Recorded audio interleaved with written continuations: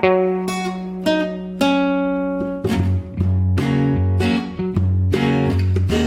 is Spoiler.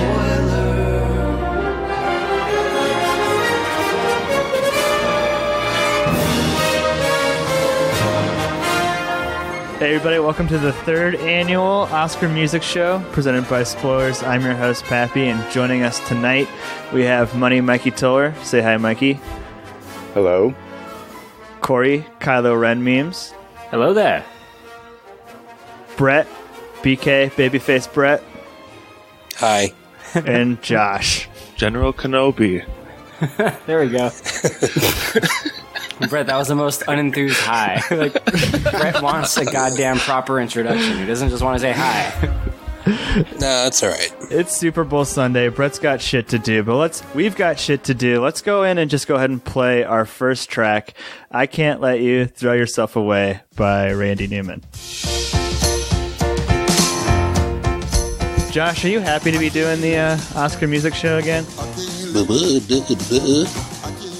As Randy Newman plays, I will just say that yes, this is one of my favorite shows of the year. It's not that I do a bunch of pre-work or that I even pretend to know that much about music. It's just that it really fits our format, the podcast format. Listening to some music, listening to some dudes talk, chilling out with the guys. It's the best. It's definitely going to be our second strike on SoundCloud. Fuck those guys. But I mean, maybe now's a good time. What's going on over there? It's a mess. All right, I'll leave it alone. Pappy, come on. Tell the people what's up, because it's some BS. We got a strike on our Into the Spider-Verse episode. We'll talk about it a little bit more, but this song's... I want to give some credit to Randy Newman. Brett, do you like Randy Newman? Are you a fan?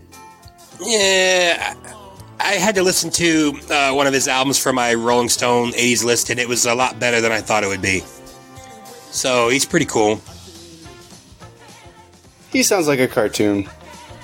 Yeah, he's great in the Major League soundtrack. I think his songs are better than his voice, for sure, like, overall. Yeah, I'll take that. That's 20-time Oscar nominee, Jeez. Randy Newman. At least two-time I mean, I winner. can certainly see how he's acceptable by people. Does he really have, like, a traditional music career, or does he just do movie stuff? No, definitely traditional. I can only think of movie stuff. I think he was pretty big in the 80s. I Love L.A. was I think it's probably his biggest hit. Dixie Flyer. But that's fading out. Next up, the next nominated song we have is I'm Gonna Love Me Again from Rocketman. Music by Elton John. Lyrics by Bernie Taupin. Oh, my boy, Bernie Taupin. But yeah, so on SoundCloud, they took down our Into the Spider-Verse track and gave our account a strike. And I'm fine with the fact that they took down the account, or the track. But we've been customers of SoundCloud for many years. We've gotten lots of good engagement on SoundCloud. We've met lots of friends on SoundCloud. To just indiscriminately give an old track a strike with no recourse of appeal, even though it was clearly fair use and we barely used 15 seconds of the track. It seemed a little bit unfair, Josh, to your question earlier. I think with everything we know about fair use laws and how we are legitimately talking about that movie and its soundtrack, you should be able to play a clip from that song, and it seems like Universal deployed an algorithm that just ticked us. So if the feed goes down for a couple days, just know that Pappy especially is working really hard behind the scenes with some other plans, like Plan B and C, right? If you listen on SoundCloud, stick with us. We'll find another place where you can listen, but any other platform, you shouldn't be affected. I'll make sure of that. But that is the most fair of fair use, though. I mean, you guys don't really abuse it like I've seen other people do, and I've tended to that I've done myself. But anyway, well, to not abuse fair use on Elton John, Corey, what do you think about this song? I'm Gonna Love Me Again. Do you guys hear the Generationals? Have you heard of that group? I don't know. No, I don't like Elton John style music a whole lot. It's not really my thing, but I appreciate the song for what it is, and I think I'm pretty sure I'll have to go back to my list, but I think I picked this one for what I think is gonna win Best Original Song. I think it's decent for what it is, but it's really not my style. Yeah, it's just repetitive.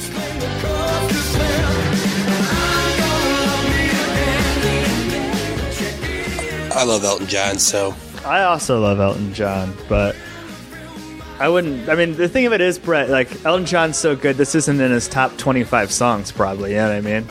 no, it's not. Definitely not. But I like Taron Egerton, and after watching the movie, it's kind of cool to hear them both sing. How was the movie? I haven't seen it yet. It's a fun movie. He's really good in it. If you're looking for historical accuracy, this is not it, but they don't try to make it like that, like Bohemian Rhapsody did. It's supposed to be kind of like a rock opera acid trip movie. What a great idea. I mean, it is to some degree, too. It pulls that off, I think. But at the same time, I came out of that movie, Rocketman, saying, like, I think I'm done with musician biopics for a while. Because they're all the fucking same. Even this one, which is a little bit different, is ultimately the same. Yeah, I mean, a lot of it's accurate. The only thing that's not accurate is when the songs came out, but, like, they never pretended. Really early on, they kind of made it pretty obvious that they weren't following that timeline. Yeah. But yeah, they are very similar. A lot of these rock stars live the same life, man. What do you know? Yeah, a lot of drugs. All right, let's go ahead and fade our friend Elton out there. Next up, we have favorite of the podcast, Diane Warren. Josh ripped on her relentlessly last year on the music show. Let's go ahead and hit play on her nominated song, I'm Standing With You from Breakthrough. Do you remember that, Josh? She's been nominated like 11 times or 20 times or something. 10-time nominee, 0 wins. Josh was really railing on any kind of female empowerment power ballad last year. It was really, really edgy stuff, Josh. Wow. I can't believe you just called me an edgelord. That really hurts, more or less. But That's so not Josh. It's not. I'm just kidding, obviously. But do you like this song better, Josh? it's the same song. I mean, I don't want to say all that stuff again, but man, this just isn't my cup of tea. What can I say? It's Josh gonna hate it again. I'll give you some spoiler alerts if you haven't heard the song before. It's gonna get louder and more intense, and she's gonna wail. Mm-hmm. Yep. Hell But yeah. don't you know So this is one of those like Christian movies. Like, what's the name of the studio that's doing all those? I don't know. It's definitely a Christian movie. I read the plot. Did you guys end up seeing this one? Was it good? No, I have not yet.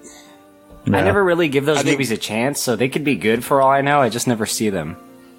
I think Brittany's going to want to watch it, so... It was like a very serious trailer. Like every time I was in the movie theater and saw the trailer, it just like totally killed the vibe of whatever I was trying to watch. It's like, all right, now have fun with Toy Story 4 after watching this kid fall through the ice and Right, almost because die. like it's about he's in the hospital and it's very traumatic and all that, right? Yeah, he falls in between the ice and he's in there for 15 minutes and he goes into a coma. Franklin Entertainment, I think is the... Terrible name. Studio name. Well, his name's Franklin, but Oh. it's a Fox 2000 Pictures subsidiary or whatever, so whatever. So ultimately Disney. Yes, definitely Disney. Oh, okay. Yeah. I was thinking of Pure Flix. Different thing, I think. Let's see. She's written Nothing's Gonna Stop Me. These are the nominated songs that Diane Warren has written. Nothing's Gonna Stop Me Now, Because You Love Me, Jam. How Do I Love, I Don't Want to Miss a Thing, No, How Music Do I of My Live by Heart, Con Air. There You'll Be, Armageddon. Grateful, Till It Happens to You, Stand Up for Something. This is into our canon now. I'll Fight, and I'm Standing With You. So our third year in a row that we've covered her. I don't like any of those songs. And not only is it the same as all those songs, there's another song about standing in this year's Oscar-nominated music list. That's a good point. Let's fade this out and let's we're not quite there yet, but let's get to a movie that we did cover already on the podcast, Frozen 2, Into the Unknown. So this is Kristen Anderson Lopez and Robert Lopez. We've covered them a couple of times. They won for Let It Remember Go, Me? and they won for Remember Me. Yes, exactly, Brett. So But me. Oscars and spoilers royalty here. But I won't. Some look for trouble, while others don't. I mean, Idina Menzel is a pretty good singer. Josh, thoughts? Does she just wail? This song tells a story, so just in that of itself kind of brings me into it a little bit more, and you want to hear what's happening, and like that little voice, ah woo, or whatever.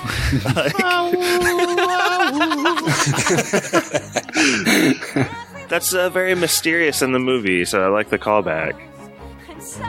Who all has seen Frozen 2? I did, Josh did. Mikey? No. Brett? No, I was supposed to see it today, but not going to be able to. Corey? No, sir. So, Josh, they picked the wrong song, though, right? Isn't Show Yourself a much better song? We talked about it on the podcast, how they probably weren't going to nominate it because it's kind of borderline LGBTQ stuff. Well, as you say that, I'm to the part where she's hitting that real high note, and my girls have several toys that play the song, and yes, just for that reason, I kind of wish they would have gone for a more even keel song. Is that other song even more even keel, would you even say, or is that just as intense? I think it's Who even sings the other bigger. one? Yeah, it's the same writing team, Idina Menzel again, but What makes you think that song is better, or more quality than this one? half the song she's just like talking. I don't know. Yes, a lot of these songs you can tell are just meant to be listened to with visuals. I mean, there's just a lot of, I don't know, we'll get into, like, the Little Women one. It's just like, you're supposed to be visualizing women running around, or, I don't know, the Joker one, 1917. You're supposed to be, like, visualizing stuff at the same time. Supposed to visualizing women running around. Really tiny You women. can tell that it's just like, Like Benny Hill. Women running around like Baywatch?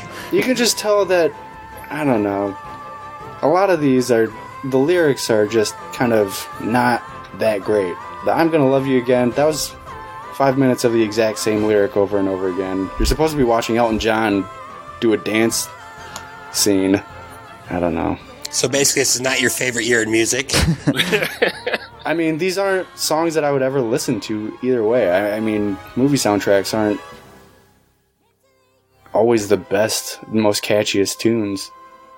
Let's go ahead and fade out that, but I agree with you, Mikey. Like last year we had, like all of the stuff from Star is Born was like a legitimate pop hit. I don't think any of Yes. these songs played. Same with the one from Black Panther. Like, that was a jam, too. Like, they have some good jams last year that you'd hear, like, Yeah, stuff that definitely would listen actually to. be on the radio. yep.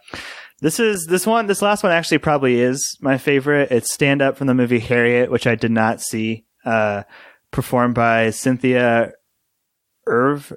Erivo? Stand up. I stand.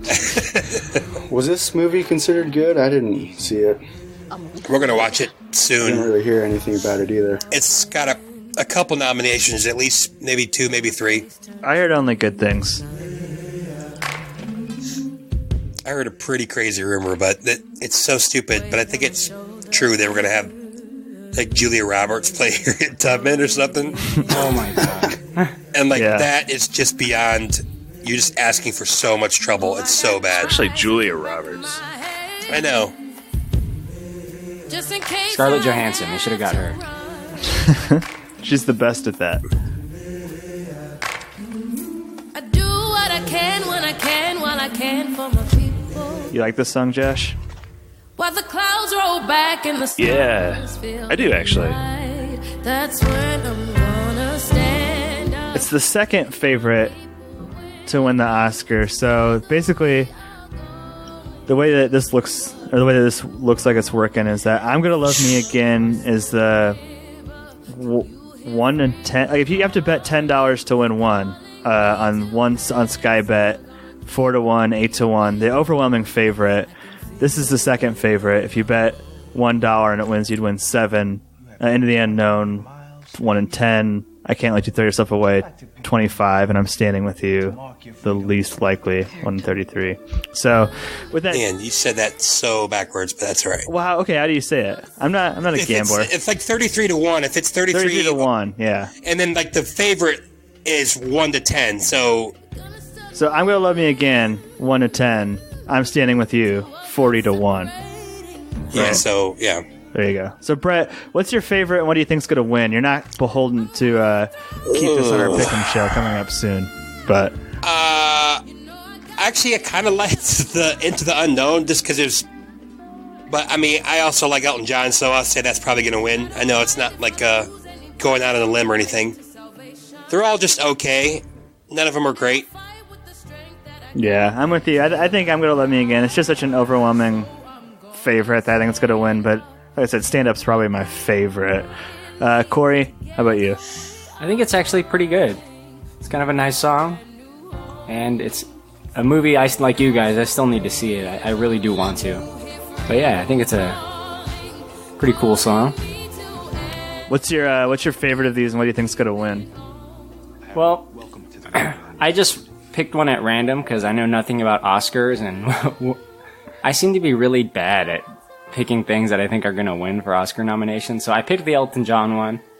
Maybe I'll go back and revisit that list, but this one might be my favorite. Nice. Mikey?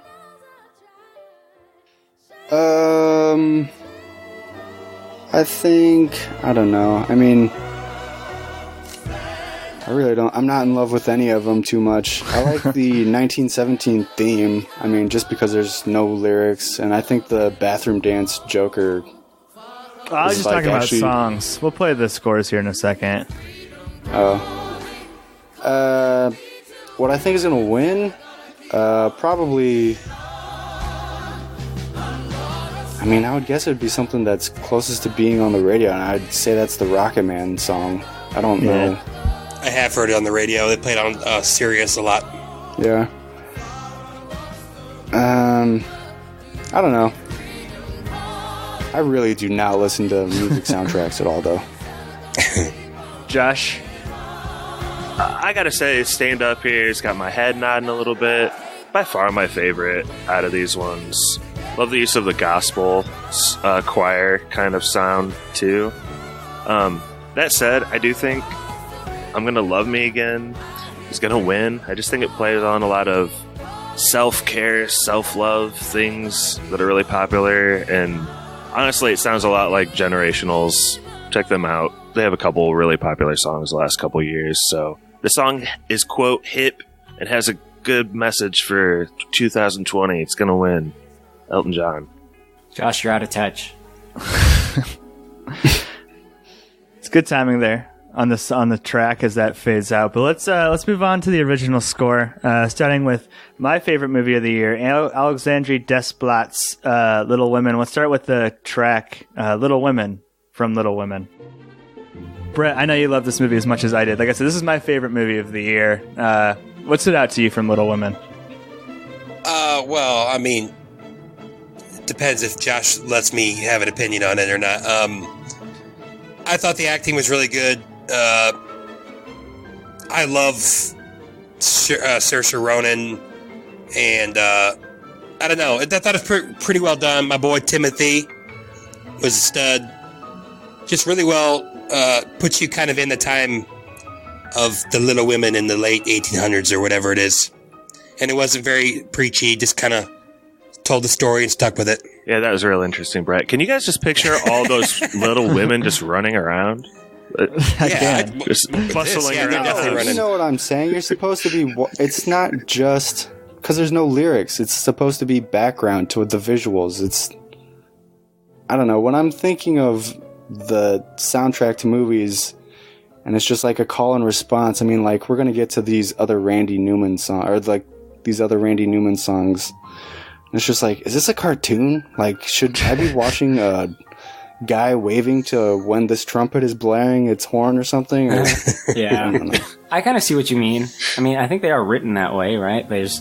there's like usually temp music put on the movie, and then a composer watches it and puts on a movie that fits the scene. I think. I mean, I'm no expert. And it's not stuff that you would sit down and just like, yeah, I'm going to listen to this. It's like...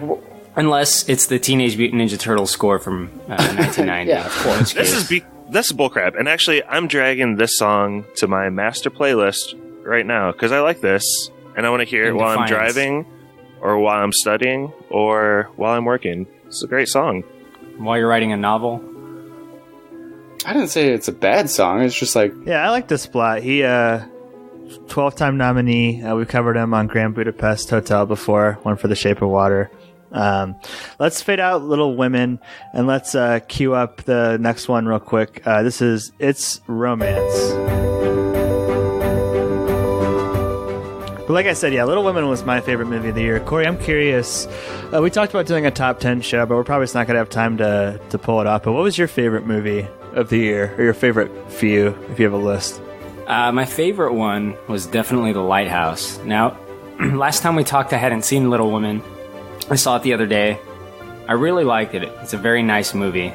I mean, I guess I can talk about that separately, but The Lighthouse is definitely like a Corey-style movie. It's like very dark and insane, and there's a lot of like themes of like alcoholism, I feel, in the movie, which always draws me in. And yeah, it's definitely a stark contrast from Little Women here in every aspect. Little Women's nice. I almost picked it up last night. I saw it at the store. I was like, ooh, that looks pretty good. But I didn't grab it. Maybe that was a mistake. The Lighthouse, number 247. We did an episode on that. Jordan and I did. Yeah, it's just a nice movie. I just like Little Women. It made me happy. Yeah, I usually don't like these cutesy movies like this. They usually kind of annoy the shit out of me, actually. But, I mean, this one is just so well executed, and it's a good story. I mean, it's been around for a long time. Mm-hmm. All right, well, that closes the book on Little Women. Mikey, you hinted at it earlier. Here's Randy Newman's second track on this list, What I Love About Nicole. Brett, I was shocked to learn this. The Newmans are the preeminent Oscar family with 93 nominations between them. We did every Oscar Best Picture winner movie, so I know that you have reference for the Oscars. Did you know that at all? I was shocked. I just looked up that Thomas Newman is cousins with Randy Newman, and they have a bunch of other people. Mm-hmm. I did not know that at all. Randy Newman's dad was a big composer and had a bunch of Oscar nominations, but yeah. Oh, wow. Definitely didn't know that. That's cool. crazy. It's almost like Hollywood has a nepotism problem or something. Well, I think they but probably you still got to have are talent. good. Yes. What do you think about this song, Mikey? You like it? This is the call and response that you said was cartoony. This is from Marriage, right? Marriage Story? Yeah, Marriage Story. When I was listening to it, all I could think about is just like Woody walking around Andy's room, waving to all the different toys. That's what it sounds like to me, but I don't know. I didn't watch Marriage Story. I didn't watch a lot of these movies. Can't believe... I just saw that. Can't believe you haven't watched Marriage Story yet. What I love about Nicole, song. She listens to people when someone is talking. I can't really picture how it would fit into the clips I've seen about Marriage Story. It doesn't seem like a song that would fit. Isn't this the one where Adam Driver is crying and screaming and yelling? You can picture it's right here. That's Rise of the Skywalker. Why do you call it that? God damn it! I know. All right, let's fade that out. Let's get at the second one up here. This is called What I Love About Charlie. Brett, we talked about, again, there's so many episodes we didn't do. We didn't have time to do. I wanted to do one on Marriage Story, but time didn't permit. Let's get your thoughts on it real quick. You love this movie as much as I did, right? Yeah, I thought this was an awesome movie. I found myself thinking about it like days after watching it and trying to break it down, and man, it was like gut-wrenching, but like really awesome. I thought it was really cool. It's definitely one of my favorites of the year, and maybe definitely one of the best of the year as well. I really hated Noah Baumbach, and all I have to do is listen to our Make-A-Wish stories episode on that. Meyerowitz. And I like going into this movie, and then you find out that they're like a director and an actor. It's like, Jesus Christ, like how pretentious can you get? And it ended up being my favorite movie of the year. And then this husband and wife team ended up making my 2 favorite movies of the year. It's pretty crazy. Corey, have you seen Marriage Story yet? Yeah, I did see it shortly after you guys started talking about it a lot in the thread. I thought it was okay. I didn't love it like most people do. I don't know, just didn't quite do it for me. It's, there's good performances, but I wasn't super drawn into the divorce story. Not that interesting to me.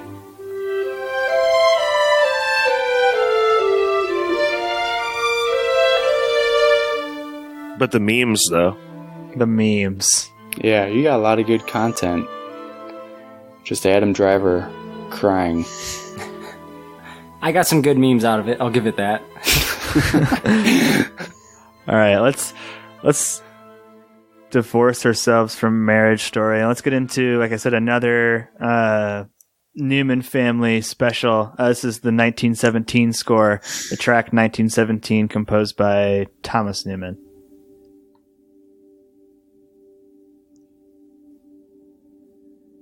Mikey, you saw 1917, right? Yep. I thought it was one of the... I put it in like my top 5. I think it might win Best Picture. It's a heavy favorite, right, Pat? It's that or Parasite, and 1917 is winning all the precursors. Well, I checked the odds last week, and it was way ahead after it won the... 1917 seems like a much safer pick than Parasite. I think 1917 ended up being my favorite movie of the year. The ruin scene, I think, is my favorite scene of anything from the year. It's you guys so know what I'm good. talking about? Yeah. Yeah, it's so tense and intense. This is my number 1 film that I've been trying and failing to see, including one time showing up at Encore Theater and having the wrong time, so having to leave. Oh, no. Dang. Is it as cinematic as I think it's going to be? I'm thinking of that scene with that plane coming up over the ridge. Yes. That's a good one. That's probably my favorite. I think it's as cinematic as you think it's going to be. I think the scene of the year in movies was him running. It's been heavily shown on. Pep showed him running along the front. Gosh dang it! And all the bombs are blowing up behind him. Let's get the next track up real quick too. This is 1600 Men from the same. This one's a little bit longer. I would say yes, Josh, by the way. Yeah, what'd you guys think about the unbroken shot effect? It's kind of gimmicky, but I also love it at the same time. I mean, the first time I saw it was in Children of Men, and I loved that. And I was waiting for someone to do a whole movie like this. And I'm sure it's been done before, but not to this kind of scale. And it's amazing what it looks like in the finished product. It's incredibly impressive. Never seen anything like it on this scale. It's just it's a sight to behold. I can't even imagine what it's like to make a movie that's supposed to be set up this way. It's got to take so much memorization and coordination, and just it's such a task to make a movie that way. You have to be so good that you've done so much that's I guess I'll just try this really hard thing now. Tap, the ruin scene you're talking about, when it's night and the fires are, everything's kind of in shadow or orange. I just thought it looked so cool. I think there were maybe bombs or fires or something going on, and it was just really, really creepy. That's my favorite scene of the whole year, and I think about it all the time. And I think that I don't think it's hyperbolic to say that 2019 is a top 2 or 1 years in movies ever. I was looking at this Letterboxd is definitely a specific set of community. It's very kind of film Twitter oriented, but this is the second highest rated year for Best Picture nominees, behind 1977, which was a stacked 77 or 75. 75. Yeah, I mean, okay, yeah. 75 is stacked. But I don't know, Brett. Is this the best year in movies? I didn't want to believe it because I'm a big 2014 guy, but top end, this has been probably the best. I mean, 9 for 9 on Best Pictures for me. I thought they were all awesome. So, yes, I guess. Even the superhero fair I thought was like outstanding, like Endgame. You know what I mean? Like, Yeah, totally.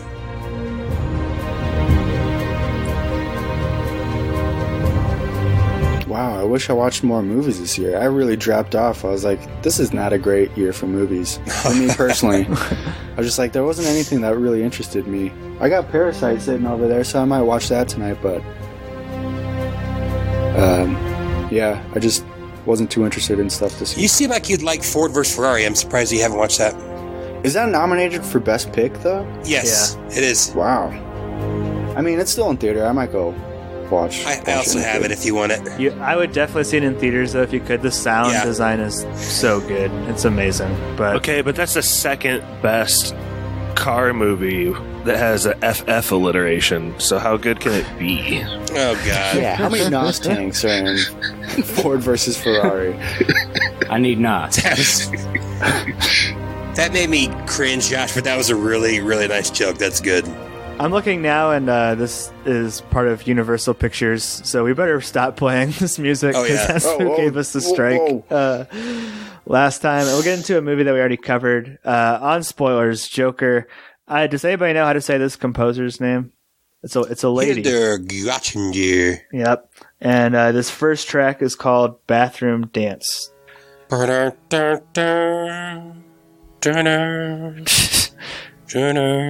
I wish that was on the Oscar-nominated score.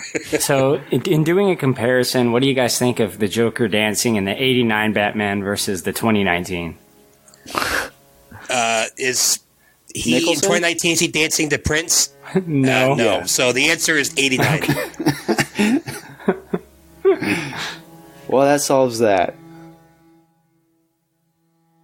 I see this. I think this song is great at building tension, and that scene is definitely weird. The bathroom dance scene, and it is pretty tense. And it just reminds me a lot of like the Inception soundtrack. It does a lot of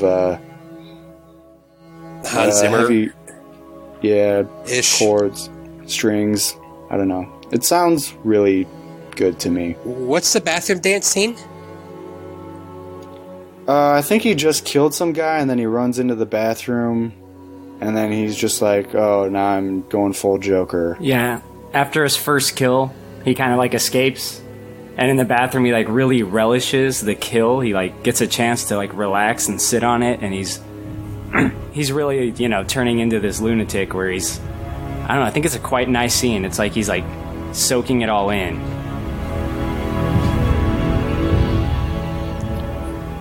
And surprisingly few women composers who have ever been nominated for Oscars. Let's go ahead and fade out Bathroom Dance and get the next one up here. This is called Call Me Joker.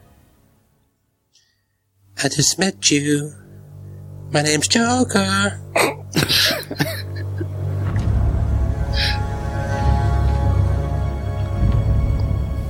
When you bring me out, can you introduce me as Kylo?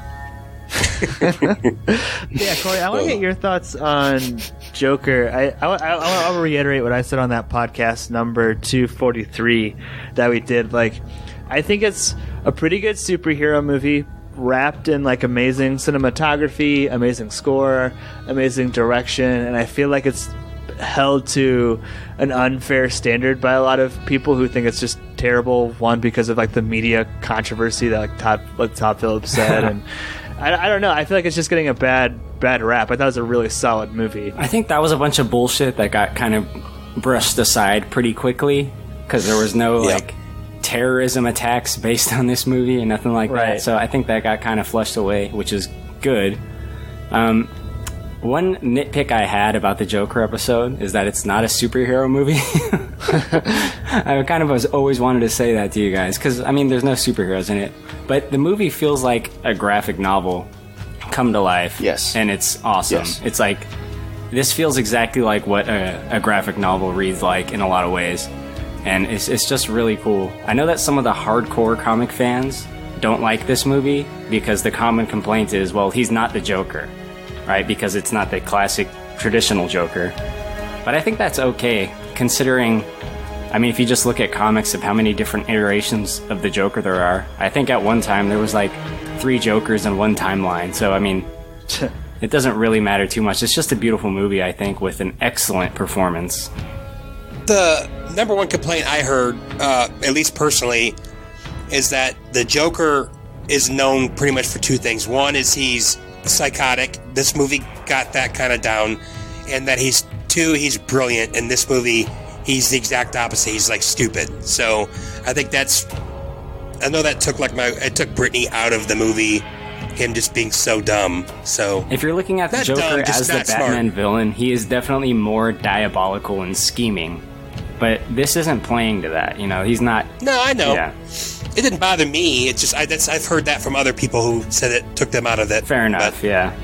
The number one complaint that I've heard is that the movie, and I talked about this on the episode, that the movie thinks it's smarter than it is, but like, I mean, at a very simplistic level, I think all it's like public healthcare good or healthcare good. Like, how is that any different than Jojo Rabbit Nazis bad? It seems pretty simplistic. But Josh, you don't talk too much about the music. What do you think about this track? Just letting it boil there for a second for you. Nice. Well done. It's sweeping. It's dark. It gets you in the mood of the Joker pretty well. This is not one that I'm adding to my playlist. It's kind of a downer. Yeah. It goes from Little Women straight to Call Me Joker. No women bustling around the house with this song. All right, well, let's get to our last track here. This is from newcomer on the scene. This is the score to Rise of the Skywalker. This is John Williams, and our first track is... Who? Joe Williams, James Williams, something like that. Joan Williams, and this is Journey to Exegol.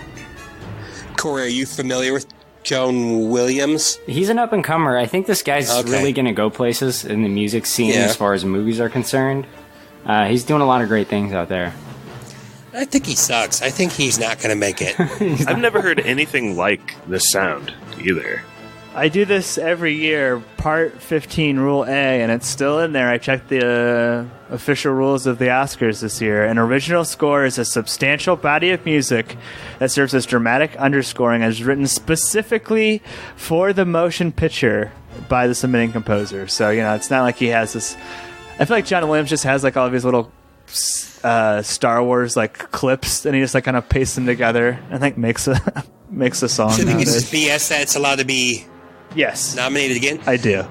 Because The Godfather wasn't nominated because there was some little snippet from an old Italian song or something that was in it, and they said it disqualified him. So, and that's one of the most famous scores ever. I mean, like all of these horn keys, Corey. Like, there's some classic Star Wars in here, right? Like, not to mention the finale, which we'll get to, but yeah, I mean, it really sets the Star Wars mood.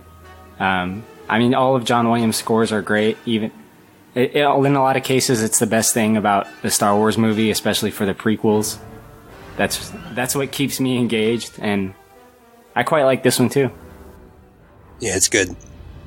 Well, the next one that we'll listen to, the finale, even more so than this one, I feel like, why do you even need John Williams to make that? Just get like Girl Talk. It's just a mix of his old songs. Yeah.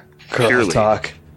Shut up and play the hits. All right, let's go ahead and get to finale now. We'll fade out on the Journey to Exegol and pull up finale.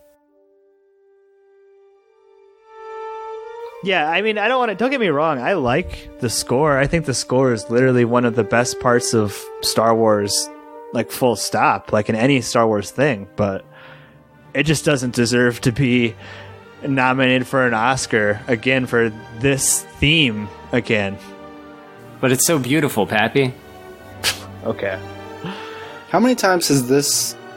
Are we just saying it's... How many times has this specific song been nominated? Like this beginning, whatever this beginning part of the song is called. And the second part, and the third part. Well, if we're gonna name the song, I guess we'll just name it from the beginning of the song, whatever that beginning part. How many times has that beginning track been nominated? There's been a few versions of that Binary Sunset song, but I don't know how many times it's been nominated. What about this Rebel Alliance song that starts at about 40 seconds? I love this bit. I feel like I just got off the ride Star Tours at Disneyland, because this is the one that's playing when you get off. Yeah, this is just one guy fading from one track to the next. Yeah, John it's Williams didn't even come in this day. should be like best recycled score. I mean, it sounds really cool, but it's I don't know. I can't add anything else that you guys haven't already said. It's like editing 10 different things into one song. So sounds good, but it's kind of crap that it's nominated again. But whatever, he's really old. 52 nominations for Williams, the second most of any human ever, most of any living person, behind Walt Disney's 59. But do you consider that with an asterisk, since this is so blatantly against the rules? The thing about John Williams is, like, he's so old, and I don't even know if he's, like, creatively capable of making, like, you know, something as good as Star Wars, but, like, it is also cool. He's, like, for a fact, probably the greatest ever. You know what I mean? Like, it's arguable if the greatest director is working now or the greatest cinematographer or anything, but, like, he's pretty inarguably the greatest composer, and he's still making new music, which... Hasn't he been... I don't want to start a fight, but hasn't he been accused of, stealing other people's work? The Jaws one is pretty egregious, yeah. I'm not even saying it's like his fault that he's nominated. Obviously, he has to keep those like thematic theme sounds or whatever throughout like the movies. Series, yeah. Like, but I mean, it's not his fault that he gets nominated for this YouTube compilation. Yeah. Honestly, it does serve the movie because it is the final trilogy of the final trilogies. It's like a finale within a finale. I get it, but I think we're all just kind of a little butthurt that it's even like up for this award. Nah, I'm not. Don't worry. Yeah. I'm good with it. I mean, it's the final movie of the best trilogy of the series. I mean, what are you gonna... How can you complain that much? It's anarchy. Do they It's usually treason. It's treason, then. do they usually double up so much on these movies? A lot of these have like 2 noms. Well, this is just... I just pulled a sample from each of the scores. There's 5 scores, yeah. Yeah. But I'm looking now at oddschecker.com. I don't even see odds for Rise of the Skywalker to bet on. Marriage Story, I know how to do these, Brett. Marriage Story is plus 3,330. Little Women's plus 1,200. 1917 is a little bit closer there, plus 240. And the favorite is Joker at minus 300. So, Brett, Oh, really? what's your favorite of these scores, and what do you think is going to win? Oh, man. I probably like 1917. But, I mean, Joker's just as good to me, so I'd say Joker would probably win. Yeah, I think Little Women's probably my favorite, but I think they're going to give it to Joker, especially for the chance to give it to a woman. But I'm not even trying to be mean. There's a good chance that a lot of people who vote on this might look at that name and not even realize that's a woman's Right, name. definitely So not, yeah.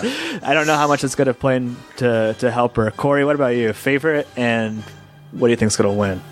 Well, you know, I quite like this John Williams stuff, but as far as what I think is going to win, I'd say probably 1917 or Joker. They're pretty strong. I'd probably lean more towards Joker. Mikey, how about you? First score, favorite and winner. Yeah, I agree with both of you guys. 1917 and Joker both are so good at like creating tension, especially for those movies. You guys like Joker? I'll say 1917, but those are my 1 and 2. Josh. I think that the Joker, I see how that's fitting the mood of the movie. Like, I understand that really well, but substance-wise, for stuff that doesn't have lyrics, I think the Marriage Story stuff is stronger, and I think the Little Women stuff is even stronger than that. So, I guess I hope Little Women stuff wins. I really did drag the song Little Women to my favorite playlist, so it's in there. I'll just go with John Williams, though. He'll win because he's so old. That's my official guess. So old and legendary, he'll win. Josh, you live in a house with Little Women, so you probably loved it. Yeah, I'm going to play that song and make a time lapse of my girls just running around the house for 8 hours. Well, can't wait for that to get Oscar nominated for Best Documentary Short. But yeah, thank you for listening. Josh, what do we have coming up? We have Forrest Gump on the horizon. Yeah, we have Forrest Gump, and we're going to have a Pick'em show, which you teased a little bit, right? Right, and I think there's some punishment movies, too. Probably got to come up pretty soon. What month of the year do we focus on punishment movies? March Madness for punishment movies. Yeah, just after the Oscars die down. What's the first punishment movie we got going? 120 Days of Sodom. Never seen it, but it sounds good. I'll watch it with you, Josh. Not with you. Holding each other, Bubba and Forrest style. The crazy thing is this is based on a really old novel that you can't believe someone thought of back in the 1700s or whatever was written. Well, can't wait to hear Josh break all of those facts about the days of Sodom down. Thank you for listening to our 3rd annual Oscar Music Show. Take it away, Spoilerman. Spoilerman here. Our email is podcastspoilers@gmail.com. Twitter is @spoilers_pod. Our Instagram is Podcast Spoilers. It's lit. Josh Hensley from the Rutabaga wrote our theme song. Please support this podcast by leaving us an iTunes review.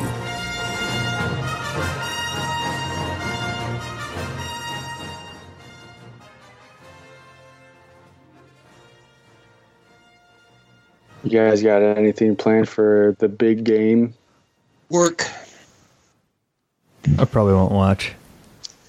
Work, and then I come home and watch it with Brittany. Pat's not even going to watch. Pat, what are you going to do? Might go on a hike. That sounds awful. You know, it's a good time to go out and about. Out there. Yeah, exactly. That's true. Yeah, I'll be at work, so I probably won't watch either. I never watch, though, but... Dude, Mikey, tonight's the night at work where you can do anything, because no one's going to be watching your channel. I know, no one's watching. Yeah. We're going off air, boys. I'm calling it now. You could just show episodes of spoilers. Just throw up the YouTube thumbnail. Yeah. Especially the one where I say the C word really loud. Pirate radio.